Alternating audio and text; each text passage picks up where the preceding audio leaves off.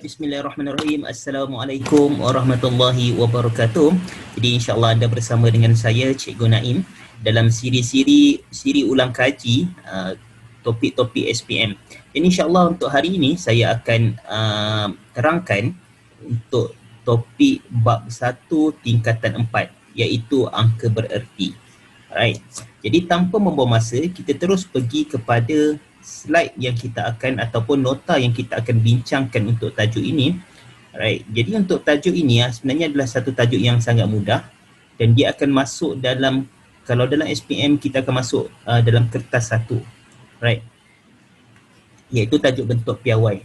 Alright, jadi dalam bentuk piawai, apa outcome ataupun apa perkara yang kita akan belajar dalam tajuk ini, dia ada 4 perkara yang penting. Perkara yang pertama, kita akan tahu tentang angka bererti. Nombor yang mana angka bererti, angka bererti yang keberapa, pertama, kedua atau ketiga dan sebagainya. Yang kedua, selepas kita belajar tentang angka bererti, kita akan bundarkan. Kita akan bundarkan angka bererti tersebut. Dan yang ketiga, kita akan belajar tentang ciri-ciri bentuk piawai. Alright. Dan yang terakhir, selepas kita tahu bentuk piawai, kita akan tukarkan daripada bentuk piawai kepada nombor tunggal dan sebaliknya, daripada nombor tunggal kepada bentuk piawai. Alright, jadi pelajar-pelajar, saya akan terus pergi untuk video ini. Saya akan terangkan 2 subtopik terlebih dahulu, iaitu berkenaan dengan angka bererti dan bagaimana kita bundarkan angka bererti tersebut.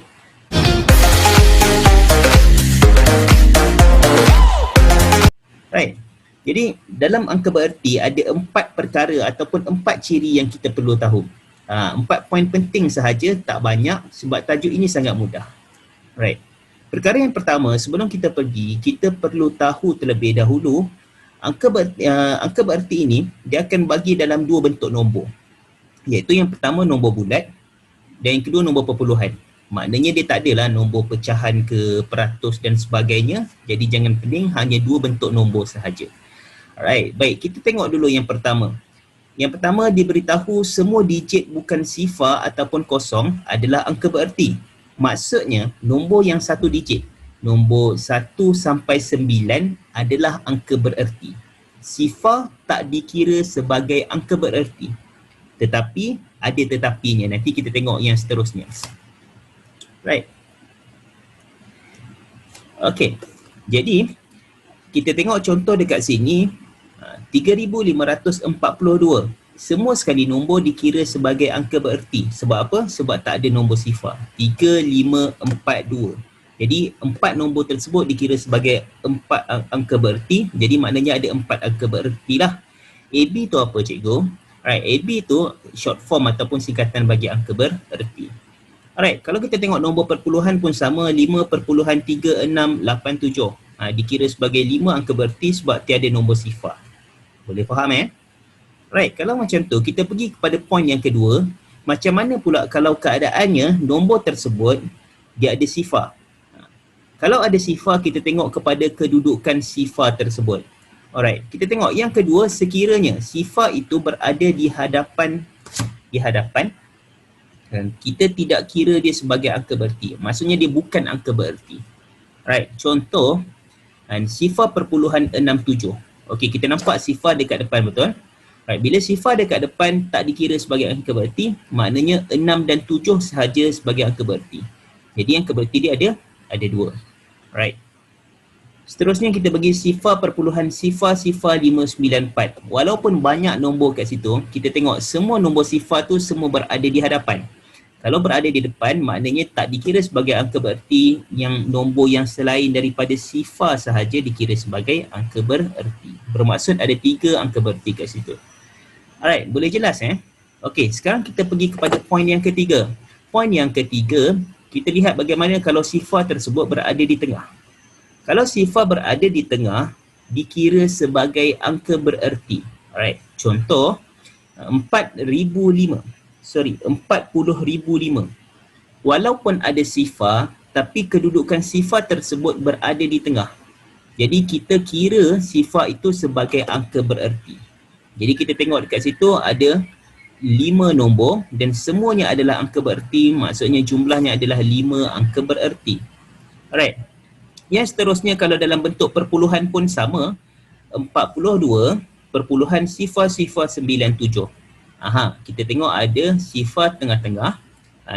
Kita kirakan dia sebagai angka bererti. Jadi jumlahnya ada 6 angka bererti dalam angka tersebut. Alright. Yang terakhir, macam mana pula kalau sifar tu dia berada di belakang? Okey. Bila sifar berada di belakang, kita bahagikan dia kepada dua kedudukan, dua nombor. Yang pertama, sekiranya kalau dia nombor perpuluhan. Kalau dia nombor perpuluhan, kita kirakan dia sebagai angka bererti. Contoh, 5.6 sifar, 5.46 sifar. Bermaksud kita tengok ada sifar dekat belakang. Right, jadi bila sifar dekat belakang, kita kira dia sebagai angka bererti. Dia termasuk sekali sebagai angka bererti. Bermaksud dia ada 4 angka bererti di situ. Alright. Kalau contoh pula, kalau sifar tu berada di belakang ataupun berada di sebelah kanan, tetapi dia dalam bentuk nombor bulat. Nombor bulat. Okey.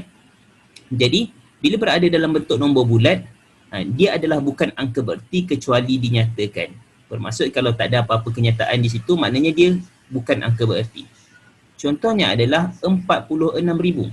Right, kita tengok 46,000 walaupun banyak nombor dia, tapi kita tengok yang belakang tu semuanya sifar. Sifar tu kita tak kira dia sebagai angka bererti. Bermaksud hanya ada 2 sahaja angka bererti di situ. Baik, jadi boleh jelas pelajar-pelajar sekalian Alright, perkara ni awak sangat penting sebab dia adalah asas untuk awak faham untuk tajuk-tajuk yang seterusnya. Alright, jadi kalau awak clear benda ni, jadi insyaAllah senang untuk kita buat untuk perbundaran angka bererti nanti.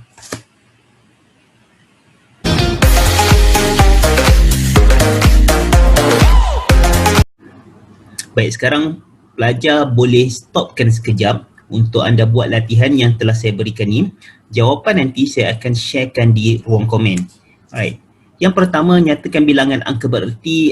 Anda kena nyatakan berapa bilangan angka bererti yang ada dalam setiap soalan. Yang kedua, nyatakan nilai digit bagi 3 angka bererti. Bermaksud kita kena cari nilai digit yang ketiga dalam soalan, nilai digit angka bererti yang ketiga dalam soalan tersebut. Nanti jawapan saya akan bagikan pada ruang komen.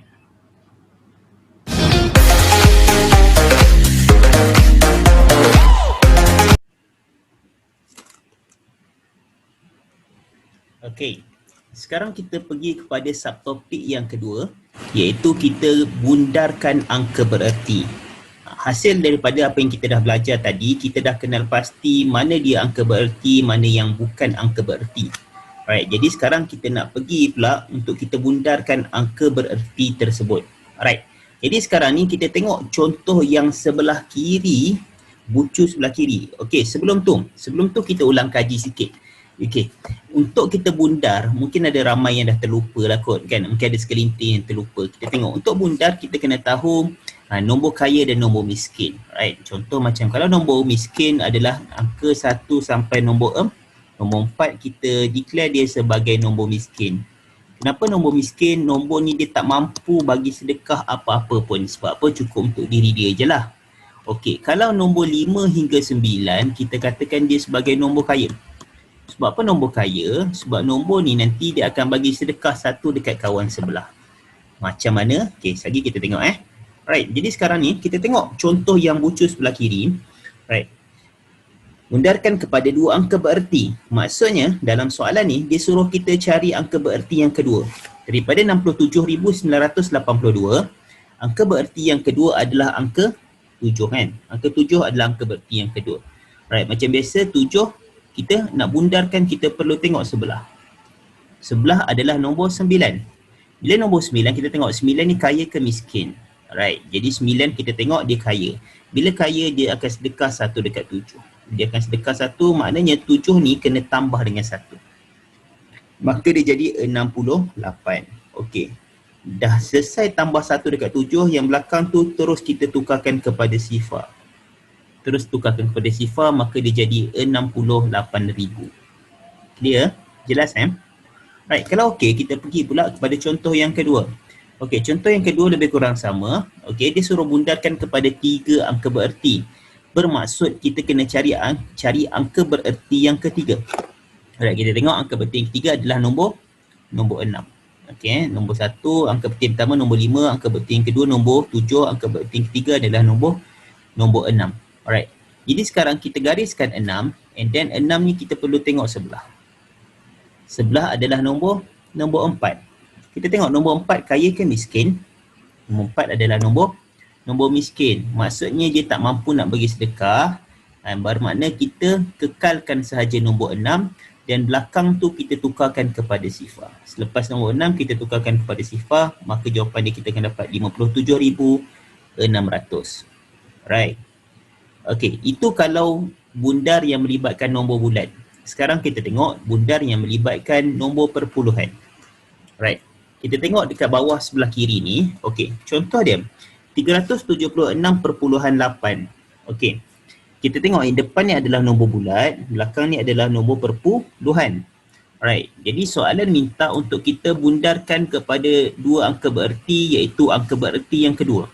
Kita tengok angka bererti kedua adalah nombor 7. Jadi 7 kita gariskan, kita akan tengok sebelah 7. 7 sebelah 7 adalah 6. 6 adalah nombor kaya. Bila nombor kaya macam biasa dia akan sedekahkan 1 dekat 7. Maka 7 ni akan jadi 8. Okey. Jadi dia akan jadi 38. Selepas 7 kita tukarkan kepada sifar. Dan sepatutnya belakang ni pun kita tukarkan kepada sifar lah. Perpuluhan sifar. Tetapi disebabkan yang belakang tu adalah nombor perpuluhan. Jadi nombor perpuluhan ni tak perlu pun kita letak sifar. Okey. Bila habis je nombor bulat, kalau nombor perpuluhan sifar ni tak perlu pun diletakkan. Dia biarkan macam tu je. Jadi jawapan akan jadi 380. Alright. Contoh yang terakhir saya berikan untuk video kali ni. Alright, bundarkan kepada 3 angka bererti. Kita jangan silap yang depan 2 sifar ni, ini bukan angka bererti. Okey, kita dah belajar tadi kan. Okey, jadi kita start kira angka bererti yang pertama adalah nombor 4. Angka bererti kedua adalah nombor 3. Angka bererti yang ketiga adalah nombor 2. Okey, nombor 2. Jadi sekarang kita tengok nombor 2. Nombor 2, kita tengok sebelah. Sebelah dia adalah nombor 5. Nombor 5 angka kaya ke miskin? Okey, nombor 5 adalah nombor kaya. Bila kaya dia akan sedekahkan 1 dekat 2. Maka 2 ni tambah 1 dia jadi 3. Okey, jadi kalau biasanya kalau nombor bulat belakang 3 ni 2 tambah 1 jadi 3. Belakang 3 ni akan letak sifar, betul? Tapi sebabkan dia nombor perpuluhan, kita tak perlu pun letak sifar. Maka dia akan jadi sifar perpuluhan sifar. Yang depan ni kekalkan macam biasa. Sampailah yang hujung ni 3, belakang ni sepatutnya ada sifar tapi tak perlu pun kita letak sebab dia adalah nombor perpuluhan. Jadi bezanya apa pelajar? Bezanya adalah kalau nombor bulat kita letakkan sifar, yang nombor yang telah kita bundarkan kita letak sifar di belakang. Kalau nombor perpuluhan kita tak perlu pun letak sifar di belakang. Itu sahaja bezanya.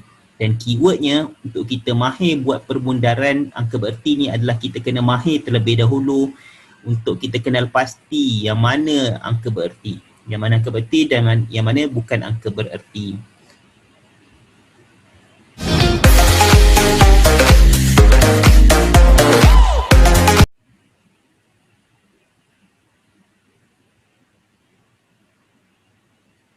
Baik pelajar-pelajar, ini adalah latihan yang terakhir untuk video kali ini. Alright, latihan tentang perbundaran yang kita dah belajar tadi. Jadi macam biasa anda boleh stopkan dulu video ni dan anda boleh buat. Jawapannya nanti saya akan berikan di ruang komen dan semoga berjaya dan jumpa lagi pada video yang akan datang. Sekian, terima kasih. Assalamualaikum.